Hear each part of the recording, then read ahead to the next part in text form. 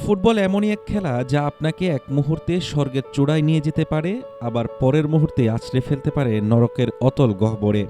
এখানে ৯১ মিনিটের রক্ত জল করার লড়াই কখনো কখনো থমকে যায় মাত্র একটি সেকেন্ডে। এই সবুজ গালিচায় যতটা আনন্দের ইতিহাস লেখা হয়েছে, তার চেয়ে হয়তো অনেক বেশি লেখা হয়েছে কোটি মানুষের নীরব কান্নার গল্প।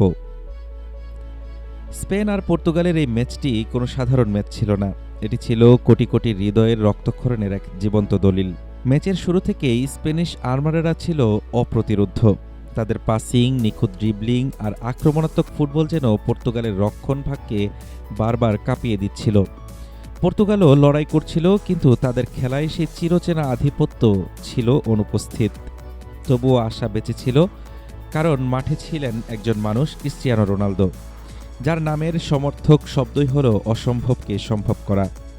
ঘড়ির কাঁটা যখন এগিয়ে যাচ্ছিল শেষের দিকে, যখন সবাই ধরে নিয়েছিল ম্যাচটি অতিরিক্ত সময়ে গড়াবে, তখনই ঘটল সেই অঘটন। সময় যেন স্তব্ধ হয়ে গেল। স্পেনের সেই এক ঝলক আক্রমণ আর গোল।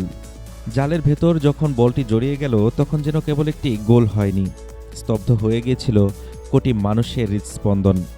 রেফারির শেষ বাঁশি বাজার আগেই যেন ভাগ্য তার নিষ্ঠুর রায় দিয়ে দিল। এই গোলটি শুধু পর্তুগালের জাল ভাঙেনি, ভেঙে চুরমার করে দিয়েছে বিশ্বজুড়ে ছড়িয়ে থাকা কোটি CR7 ভক্তের হৃদয়। যে মানুষটি কেরিয়ার জুড়ে শত প্রতিকূলতার মাঝেও ইতিহাস নতুন করে লিখেছেন, আজ তার চোখেই ছিল এক চরম অসহায়ত্ব। ম্যাচ শেষে যখন কোটি সমর্থকের চোখ দিয়ে জল ঝরছিল, তখন মাঠের ওই কিংবদন্তির নীরবতা যেন বলছিল, আজ আমি নিঃস্ব। ফুটবলে কোনো যদি বা কিন্তুর জায়গা নেই, বাস্তবতা বড়ই নির্মম। স্বপ্নটা সেখানেই থমকে গেল। স্পেন আজ তাদের যোগ্যতার প্রমাণ দিয়ে জিতেছে, কিন্তু পর্তুগাল হেরেও জয় করেছে কোটি মানুষের শ্রদ্ধা। আর ক্রিস্টিয়ানো রোনালদো, কিংবদন্তিরা কখনো একটা ম্যাচে বা একটা পরাজয়ে ফুরিয়ে যায় না। কোটি হৃদয়ের এই রক্তক্ষরণ হয়তো আজ তাদের ঘুমাতে দেবে না, কিন্তু এই ক্ষত থেকেই জন্ম নেবে আবার ঘুরে দাঁড়ানোর নতুন জেদ। কারণ ফুটবলে প্রতিটা অন্ধকার অধ্যায়ের পরেই শুরু হয় এক নতুন রূপকথা। হাফিজুর রহমান তুষার, ঢাকা টুডে।